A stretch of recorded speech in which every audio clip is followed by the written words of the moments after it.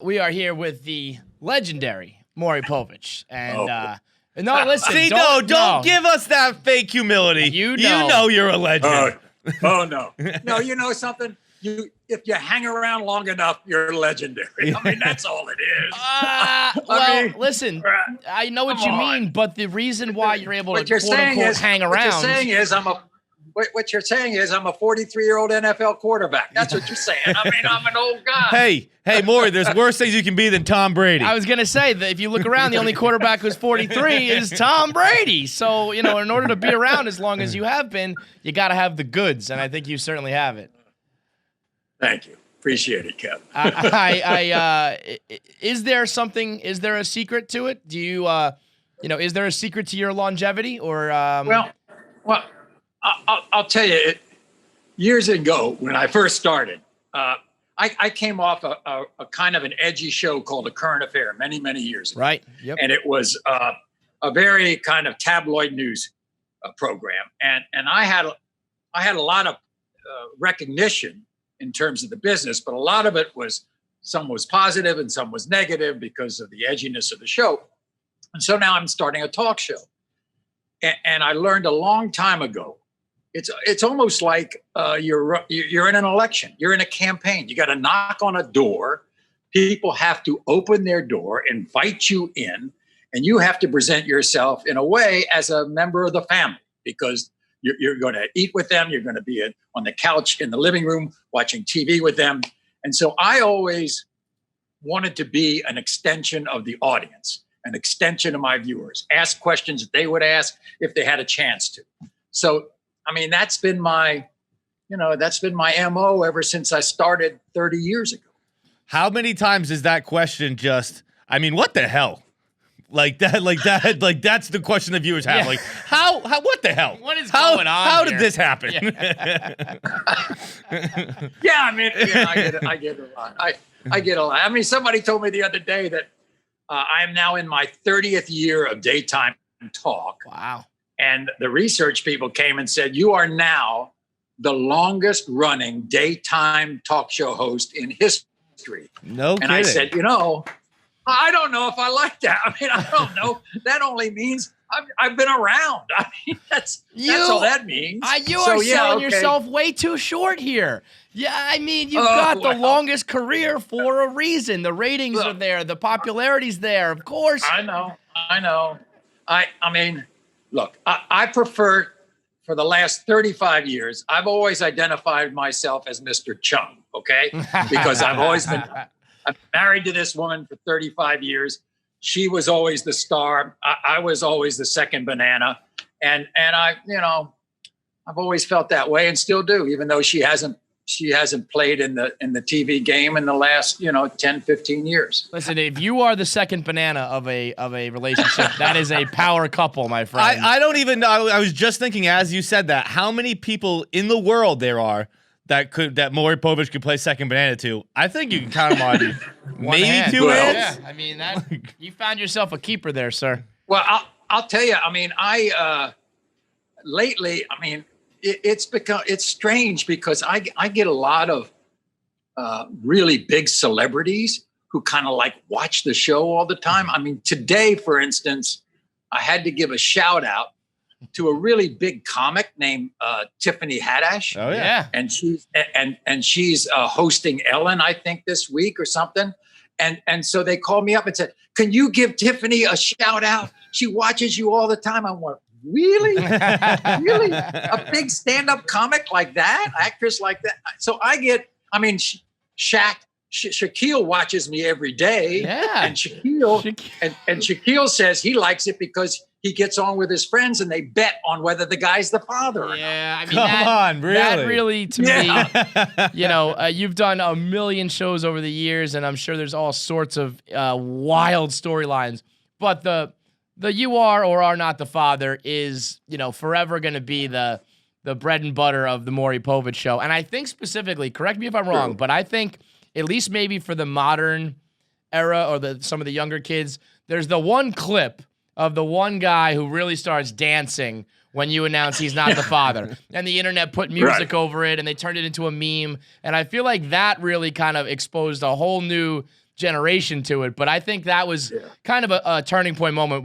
Do you like identify with that guy as well? Do you know what I'm talking about? That guy is really representative of a lot of things. And I see that clip all the time with GIFs all the time when something goes on and they run that guy's clip over who knows what these days. And so, a lot of it's gone viral. I'll tell you one thing that in YouTube, I think it's gotten like 5 million views, was that we had years ago, we used to do these phobia shows, and this woman was scared of pickles. And we had the pickle lady on, and that's 5 million views on YouTube. Yep. Some of the stuff is really, thank God for the internet. Social media has, I now have somewhere between 4.5 to 5 million viewers on Facebook. I've got millions of viewers on YouTube. The biggest, I think they told me the other day, this was good. I got 1 million on TikTok. Yeah, that's it, Maury. Get on that TikTok world. Now, have you made a big, like a conscious transition not from the daytime talk show, but just really like working on clips that are better on YouTube and better on TikTok and Twitter and all those? No question. Yeah. No question. We do a lot of behind the scenes stuff. Mm-hmm. We do after the show stuff. We do updates on YouTube's of the guests that have gone viral. So we do a lot of special clips on social media that's important. And it's all so much more work, right? The technology is supposed to make our lives easier. We just have more and more work to do. Of course. Yeah. And at the same time, there's money in it. Yeah. Amen, brother. That is the name of the game. Speaking of money, I was reading your Wikipedia today. I didn't know you used to be in business with Tony Kornheiser. That's right. Oh, yeah. Unfortunately, yes. You see, I've done more. Here's the thing. First of all, Tony and I have known each other 40 years, maybe. You see, my father was the sports columnist of the Washington Post for 75 years. Holy shit. And Tony Kornheiser says that the greatest things he's ever done in his life is carry the typewriters of the legendary sports writers Red Smith and Shirley Povich, because he worked for the Times and he worked for the Washington Post. So I've known Tony ever since he came to the Post in the late 70s, I think. And so, or maybe early 70s. And so I've known him a long time. And he talked me in to investing in a restaurant in Washington, D.C. Now, any financial advisor would tell you, you do not go into restaurants. You don't do things like that. Mm-hmm. They are the biggest loser in the world unless you're the chef. If you're the chef, maybe you got a chance. Right. So Tony and I and a few of our friends went into a restaurant, and he did his podcast for a few years on the restaurant. And of course, the restaurant went belly up. And so we're no longer in business, but we still love each other. I feel like that's how every friend group has that. We're like, yo, we got to buy a bar together, guys. Yep. We got to buy a bar. Oh, no. And I feel like they always end that, but there's got to be some good times in between, right? Yeah, there had to be a couple moments when you opened it up. Yeah, there were good times. There were free breakfasts. That was the only thing.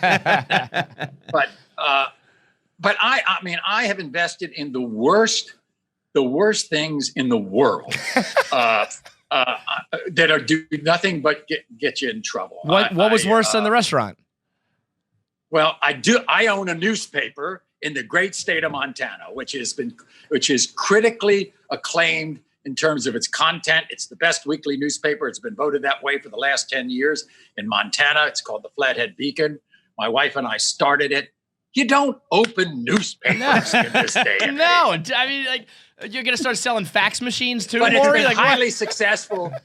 It's been highly successful editorially, and then financially. Well, guess what? we're not there yet. What's it been like all these years with the How do you relate to your the people on your show? You are you went to University of Penn. You are a smart guy. You're married to an award-winning personality herself. Do you get along with the people on your show? Do you relate to them at all? What's it like behind the scenes when some of these characters come through? It's very interesting. As you rightly said, I have absolutely no experience in my life as to the lives of our guests. Right. They live lives I've never lived in my life, and yet at the same time, I don't know what it is about the connection. I don't like to think about it too much. I don't want to, go into shrink land as to why they have embraced me. I've embraced them, I think, mainly out of human instinct. Mm-hmm. I understand that they have gone through a lot in their lives. There are a lot of burdens they have to deal with. I think one of the reasons they come on the show is to unburden themselves in one way or another.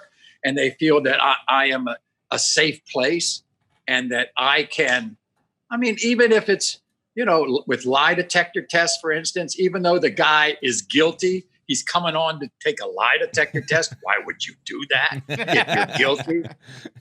Do you think people get the idea that they could beat it because we see it in movies so many times? Like, I know if I was going on Maury, I'd just put a rock in my shoe. I'd win. Yeah, but they think they can beat it. But I think back in their mind, they want to be able to end what's ever going on in their life and be able to start again. Right. And they find that coming here is kind of a safe place. And as far as the paternity tests, I've been criticized for exploiting people and things like that. I have TV critics all the time or, on my case. But I have always said that I believe that if I can get two parents into the life of a child, that child has a better chance of making it. Mm-hmm. Now, I'm not going to be successful every time a guy's proven to be the father when he doesn't think he is, but a significant percentage of fathers do get into the lives of these kids. And because I've been on so long, I can update these stories 5, 10, 15 years out. Right. In fact, that's what we're doing this season. We've got a show. I'm bringing back out of control teenagers from 20 years ago. Yeah. I'm bringing back, yeah. How did that turn out? You don't know me. You don't know me. Yelling and screaming at their parents in the audience. At 14 years old, running the streets trying to have a baby because they want unconditional love. How did that work out? So I gotta guess. I can probably tell you. Do you ever find yourself rooting for certain members? Like, a guy or a girl comes in and, let's say the girl is a real bitch or really awful or whatever, and you find yourself rooting for the guy, or do you stay like impartial? Like, have you ever opened it up and been like, you are the father? I'm like, impartial, but for instance, I love it when the guys can pass a lie detector test. I like that. That doesn't happen all that much, but I like it when it happens. And I also like it when the guys prove to be the father, because now I know that kid has a chance. And if he's not the father, now that woman has to go down a road that she didn't think that she had to go down, and then go back in time and try to figure out who the father was. So, I root for the best. I don't root, we get some assholes on the show, but you deal with it. Do you ever feel like if someone's particularly disappointed, are you ever like I'm so sorry? Or is it just like, sometimes the crowd is like hooting and hollering and going crazy. And then there's this girl who's like, oh shit, what do I do now? It's yeah. We have the classic was, it proved not to be the father. The woman runs off our stage. She goes backstage. She falls down on the couch. She is just, I'll tell you a funny moment like that. Tyler Perry, of course, does the Medea movies. And so he asked me to come down because Medea was going to try to prove that such and such was the father of her child. And so I go to Atlanta, Georgia, which, by the way, he's got the biggest, it's like Hollywood East, Hollywood Southeast, and this big studio. And he has completely recreated my entire set on for this movie. It looks exactly like the set we're on now. And He plays Medea when she hears the wrong answer. She runs off the stage, crashes on the couch backstage. I said, Tyler, you watch my show, don't you? Everybody does. We all do, Maury. I mean, everybody. From when you're a kid and you stay home from school, you watch The Price is Right and you watch Maury up until now on the internet where you get clips and go viral. I mean, it's part of everybody knows you are not the father. It is like embedded in our culture, man. It's crazy. It's very interesting. The inflection on the line, it came to me because, and this was just by coincidence and maybe my own instinct. First time I did DNA, the producer is saying, okay, here's the story. I got the story. I've done all the briefing and everything. And she says, and here's the answer. Here's the result. And I said, I don't want to know the result. I don't want to know anything more than the guest knows. I don't want to know anything more than my studio audience or my viewers. I don't want to know. I'd skew the questions. I want to be as surprised as they do. Mm-hmm. So that's how the inflection, you are not. It comes out because I'm as surprised as everybody looking. Do you usually know, or are you actually surprised? Are you like, wow? No, I don't know. No, but I mean, like when you're hearing their story, are you like, I know what's going on here? There is no chance. I mean, look. I mean, I have seen the whitest children end up being with very colorful African American couples. I mean, I have long since given up trying to figure it out. Right. Yeah, that makes sense because I'd put all my eggs in that basket. I'd be like, you seem like know what's going on white here. Parents. Yeah. Like, nope. All right, so what we're gonna do now? We're gonna bring in our buddy Pat. Pat's on the line. I'll unmute him. Right. There he is. Okay. Look at this guy. Look, he is looking sharp today. Really? Let me see if I. Unbelievable. All right, so Maury, if a fellow like this shows up on your set looking the way he does with this red suede moccasin tasseled shirt, what's your thoughts? What are you thinking here? Let me take a look at Pat one more time. What's up, Maury? Oh wow, Pat. Hey. That hair looks like my golden retriever. Does he get a lot of sex? No. Guess what? He'll never end up on my show. Makes me want to bark, Maury. Oh, yeah, he can bark. Trust me. So, Pat, I hear congratulations are due, right? Or at least to your better half, right? I don't know, Maury. I don't know. I was hoping you might have the results. I was hoping maybe you could give the results in terms of the Barstool baby.